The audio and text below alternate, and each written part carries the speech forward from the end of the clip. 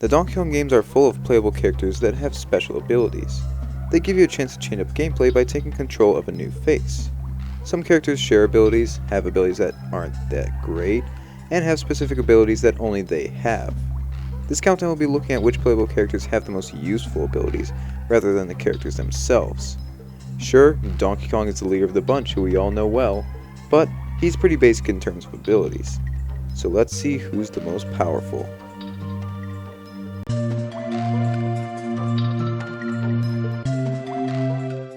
Remember when games that have unlockable characters that are overpowered to use or the most powerful in the game? It's pretty fun to get your hands on them after beating a game or going through a hard process to unlock that character. Diddy Kong Racing actually had one of these. It's not the strongest possible character, but with stats that are all either completely or nearly maxed out, TT is clearly the best racer. I mentioned TT in the last countdown and said that he was unlocked in both versions of Diddy Kong Racing after beating him in all time trials. He's a great reward because he might as well have all of his stats maxed out. You'll have to work for TT, but the end result is extremely satisfying.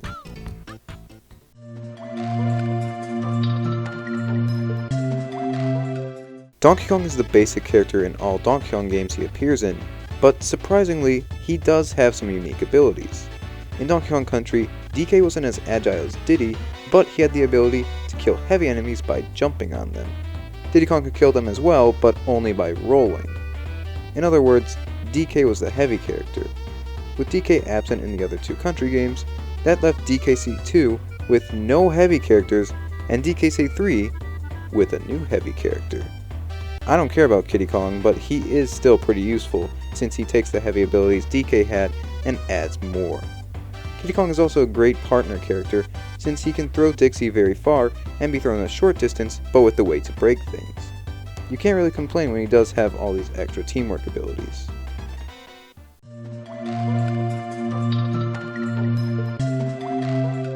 Primates and water don't go well together.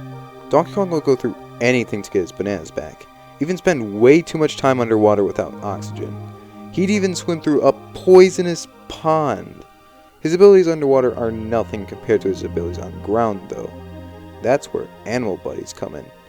Underwater, DK can get assistance from Ungard, a swordfish with great mobility underwater and has the ability to attack enemies from the sea. Ungard has great abilities that make water levels a lot easier. I just wish that you got to utilize Ungard more. Maybe he could have had his own boss fight, or he could have returned in Donkey Kong Country Tropical Freeze since they brought back water levels and had a whole water world. This swordfish deserves it.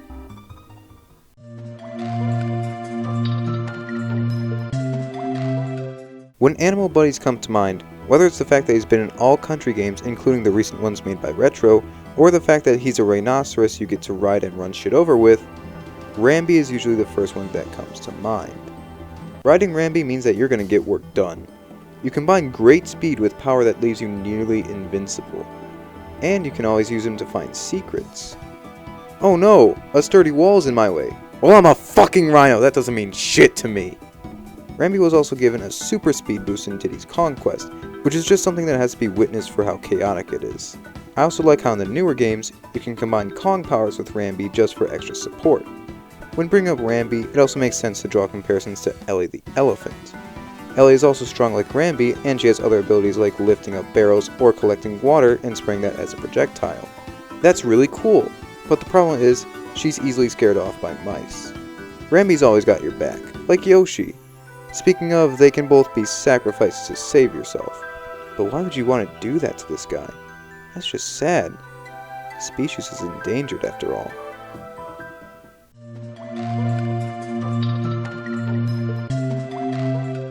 I feel that being nearly invincible is awesome, but if you have a character who can go pretty much anywhere on screen and fight using a projectile, I'd choose the latter. To me, having lots of space to make safe movements and being able to kill enemies from a safe distance makes me feel pretty invincible.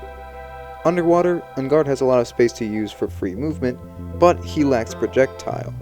Squawks, on the other hand, can fly freely and spit nuts to hit enemies from a distance. That's right, Squawks is more than just a character who holds a light and helps you find puzzle pieces. Being able to play as Squawks means that you have similar controls to water levels.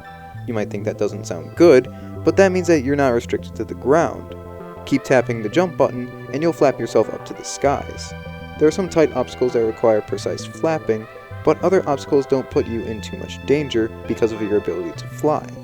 You can also spit out nuts to take care of enemies that are standing or hovering in your flight path. These nuts are affected by gravity, but they are still super helpful. It's always super fun to use squawks, unless you're racing, or affected by heavy wind.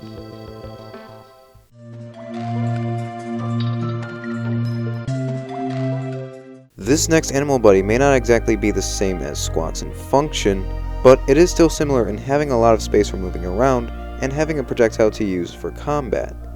You wouldn't really expect a spider to be able to fly around like a parrot, but the way Squidder plays makes it feel like he's flying. Well, not really. Squidder is just another character who can only jump, but he can spin webs that function as homemade platforms. So, not exactly the power of flight, but you can still keep yourself off the ground and make your own path to progress. Squidder can use two types of webs, platform creating webs and attacking webs. Webs that you can use to hit enemies from a distance and that can be angled. While Squawk's projectiles are affected by gravity, Squidder's aren't and they can be angled for sick trick shots. You might not have thought much of this spider before, but now you see what makes him so great. That, and he's got 4 nice pairs of shoes on. What more could you ask for?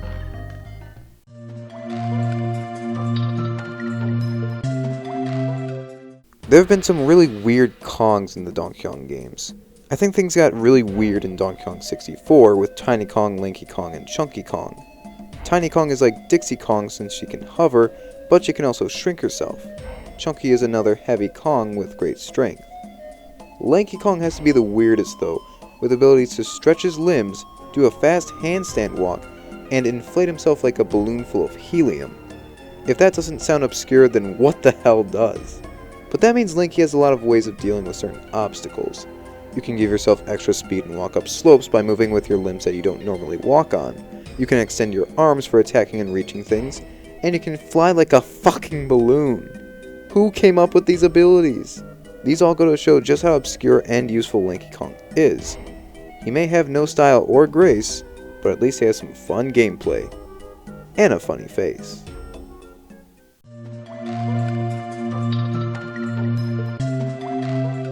DK's had a lot of partners that helped him on his missions. You probably noticed this from all the characters I already talked about. Some strong characters with obscure powers. You can see how great they all are, but sometimes that's not all necessary. Sometimes you just need to appreciate your little buddy. Diddy Kong always has your back. Being the first ever Donkey Kong sidekick, Diddy was the first character to give you an extra hit in the country games.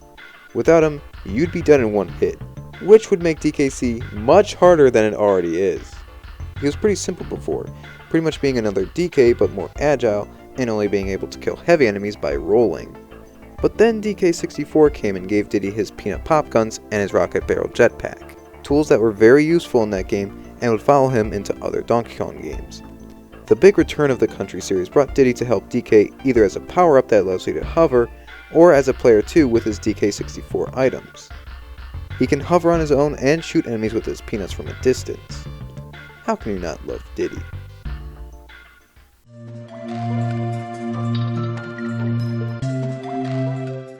Diddy is a fantastic partner, but when DK's not around, Diddy needs another partner. So, he gets his girlfriend who kind of overshadows him. I'm not trying to say, hey, remember everything good I said about Diddy Kong? Well, fuck that, Dixie Kong's better. They are both great, but Dixie Kong just has a lot more that makes her overall better to use. For starters, her first appearance had her as a Diddy clone, plus an infinite hover descent. That hover is extremely helpful when it comes to saving yourself or skipping past parts of levels. But that's just in the rare country games. Her return in Tropical Freeze got rid of that hover, but in exchange for her to give you an extra jump. This is also extremely helpful in giving you more airtime that can help you save yourself from mistakes or avoid obstacles. And in double player, she has her gumball gun which she can use to stun opponents. Dixie really stole the show in Tropical Freeze. Her double jump overshadows Diddy's hover and Cranky's cane bounce. It really showed just how important Dixie was to players.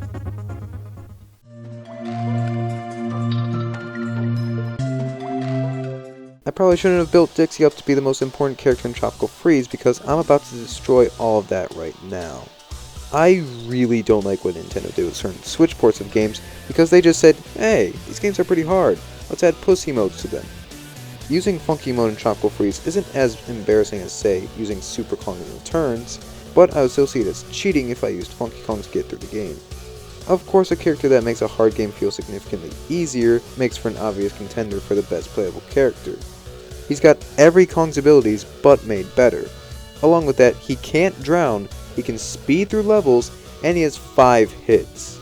Not to mention, you can always stack that with other items that you get from the shop. Honestly, Funky Kong is a great character to play as because he literally takes everything about everyone else and combines them into one really safe character. It's bullshit, but it is still the best thing you can use just because of all of that power.